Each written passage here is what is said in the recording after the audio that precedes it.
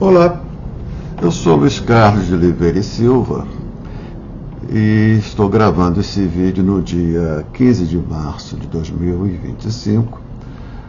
Esse vídeo é para comentar a análise crítica que Frederico Krepp, um jovem professor de filosofia, que tem um canal de análise política muito interessante no YouTube, ele fez uma crítica de uma postagem minha no Facebook, de dias atrás, que tinha o título "Ciro Gomes ainda tem futuro?". Essa foi a postagem que foi objeto da análise crítica do Fred. Em primeiro lugar, devo destacar que Fred, eu acho que é assim que os seus amigos o chamam, e aqui fica, Fred, a minha mão estendida para a amizade. Então, o Fred destaca, ele fez uma inteligente e pertinente avaliação crítica da minha postagem. O link do vídeo do Fred e do canal dele vão estar aqui na descrição desse vídeo. A avaliação crítica de Fred é fundamentada, bem construída, honesta intelectualmente, ou seja, se ateve ao mérito, né? Sem jamais fazer qualquer consideração ad hominem, né, como infelizmente é comum, e por isso, por todas essas qualidades, eu acho que a crítica dele merece resposta, ainda mais porque a crítica dele, me fez refletir acerca da necessidade de dar mais precisão às formulações como campo progressista e disputa por hegemonia. Então, esse vídeo, digamos, tréplica, vai como reconhecimento da importância do trabalho do Fred e também como um esforço para tornar mais preciso o que talvez precise de mais precisão na minha formulação. E espero também que sirva para aprofundar a discussão com o Fred, trazendo para o debate o que me parece central e que não foi tratada na minha postagem. Falo do conceito um conceito que já teve assim, circulação maior no Brasil, né? Falo do conceito de crise de hegemonia, do emprego desse conceito como uma chave de leitura, ao meu ver, necessária, importante para a compreensão da atual conjuntura de crise no Brasil e mundo afora. Foram 3 os pontos abordados por mim na postagem alvo das considerações críticas do Fred. Primeiro ponto, destaca a luta de Ciro contra o rentismo, contra esse garrote que vem sem uma oposição digna do nome, à altura do desafio, vem sufocando a economia e a política brasileiras há décadas. Nesse primeiro ponto, eu trato da campanha presidencial de Ciro de 2018 e do ótimo desempenho dele, apesar de tudo que ele teve que enfrentar na ocasião. O segundo ponto trata do que me pareceu o maior erro de Ciro até então. Falo do fato dele ter apostado na campanha seguinte, em 2022, naquilo que me pareceu uma quimera, a quimera de uma terceira via, tipo, nem Lula, nem Bolsonaro. Erro esse que levou o Ciro, infelizmente, lançou o Ciro num limbo de uma irrelevância que não faz jus aos seus enormes méritos, não é? O terceiro ponto trata do que eu chamei de destino político de Ciro Gomes. Esse destino, a meu ver, seria, caso ele abandone toda e qualquer ilusão numa terceira via, esse destino seria disputar a liderança do assim chamado campo progressista contra Lula e o PT, de modo a levar o campo progressista da centro-direita em que ele se encontra para uma posição de centro-esquerda, de conteúdo nacional, popular e democrático. Fred, em sua avaliação crítica, contesta o conteúdo disso, que eu chamei de destino político de Ciro. Para Fred, A ideia de um campo progressista é, em suas palavras, uma ficção política, uma construção ideológica do PT. Só que, ao mesmo tempo em que ele diz isso, que o campo progressista é uma ficção, uma construção ideológica, ele diz também que o PT tem uma hegemonia muito forte nesse campo, tanto eleitoral quanto em termos de presença nas organizações que estruturam esse campo, quanto também em termos de produção e de disseminação de narrativas que, com as minhas palavras, formatam o imaginário desse campo político, né? Portanto, o campo progressista existe.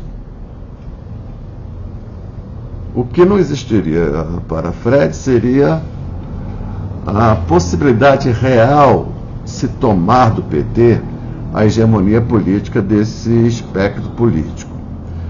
Ele diz que enfrentar a luta pela hegemonia desse campo seria partir para uma disputa cujo resultado já estaria definido de antemão, em favor, claro, dos petistas e em desfavor de quem quer que venha disputar a hegemonia.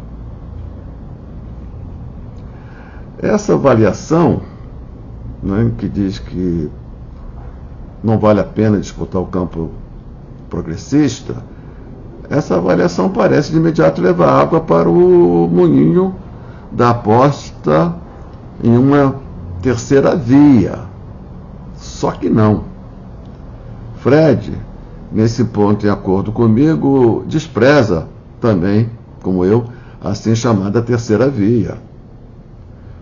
Os argumentos dele nesse campo, nesse ponto, são muito semelhantes aos meus, e por isso eu não vou me ater a eles aqui.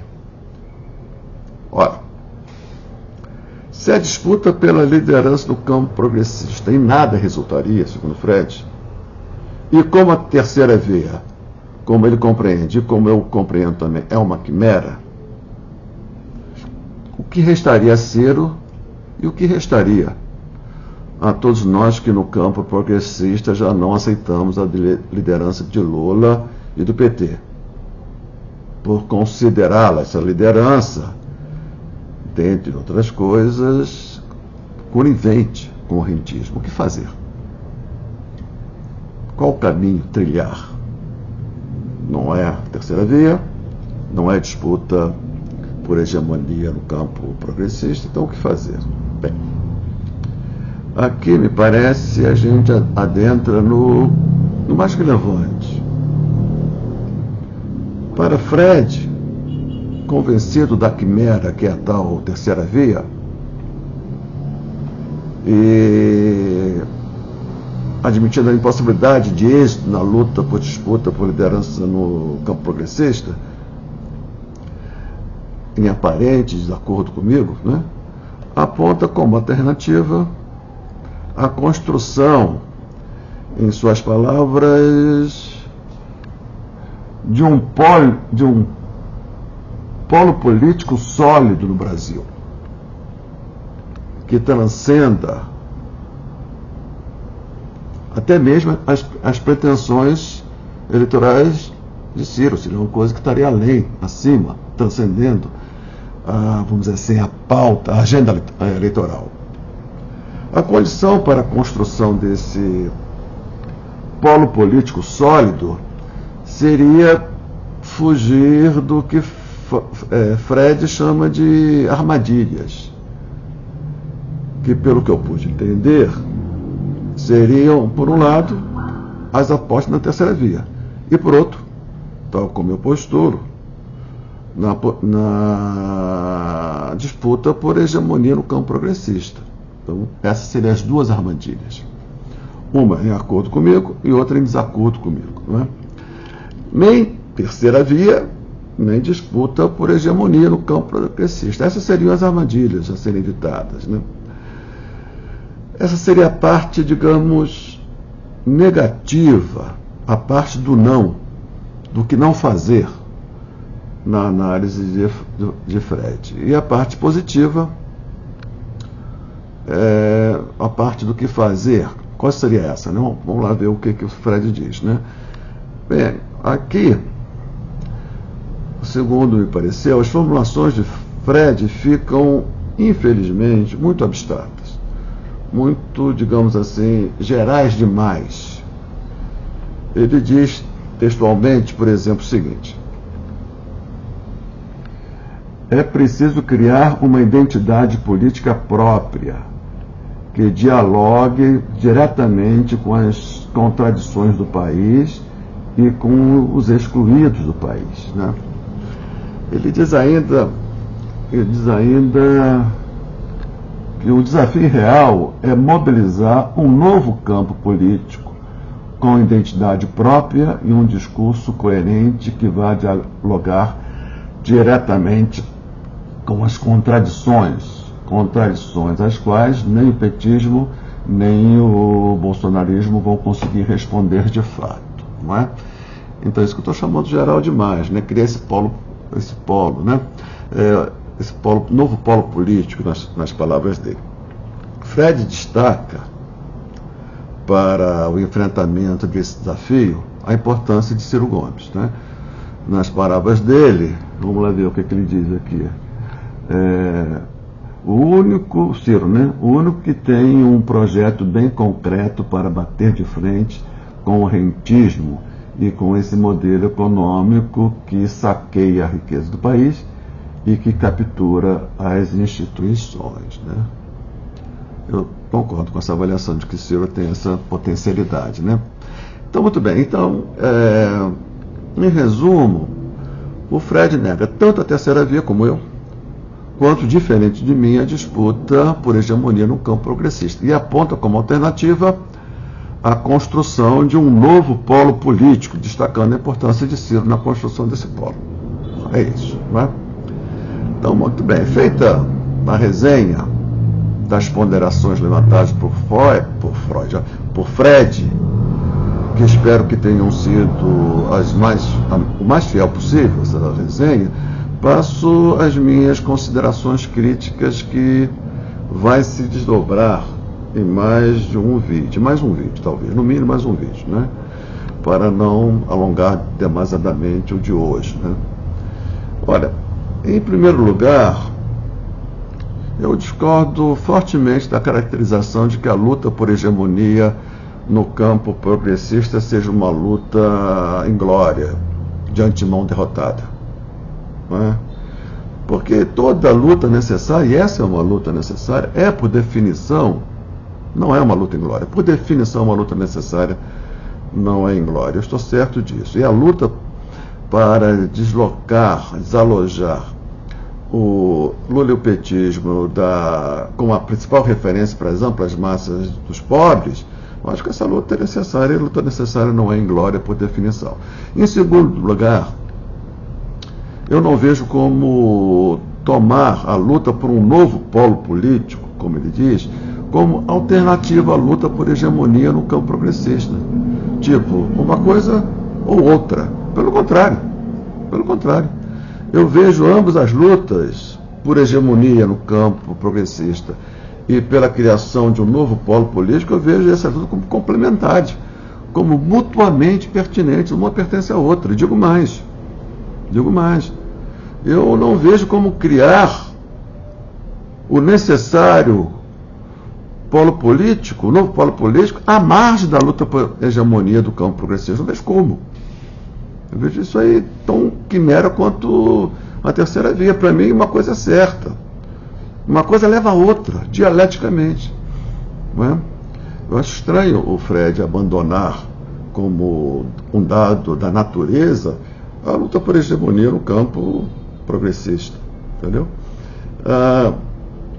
Então, quer dizer, agora, a fundamentação dessas duas críticas que eu dirijo ao Freud, a crítica que ele faz, a minha crítica, a crítica que ele me fez, para fazer fundamentar essa crítica, eu trabalho eu vou ter que levar em consideração um conceito que eu venho trabalhando, que é o conceito de crise de hegemonia. Esse conceito que serve como chave de leitura para o entendimento das crises que vêm atravessando países como os Estados Unidos, Argentina e Brasil, dentre outros. Esse conceito de crise de hegemonia para mim é central. Então, assim, no próximo vídeo, talvez 1 ou 2, eu vou tratar desses temas da luta por hegemonia da luta por hegemonia no campo progressista e a luta pela construção de um novo polo político. Vou tratar esses 2 temas à luz do conceito de crise de hegemonia, né? Então, em primeiro lugar, a gente vai ter que tratar disso. O que é crise de hegemonia? E como ela está presente nas formações sociais estadunidenses, argentina e brasileira. Tá?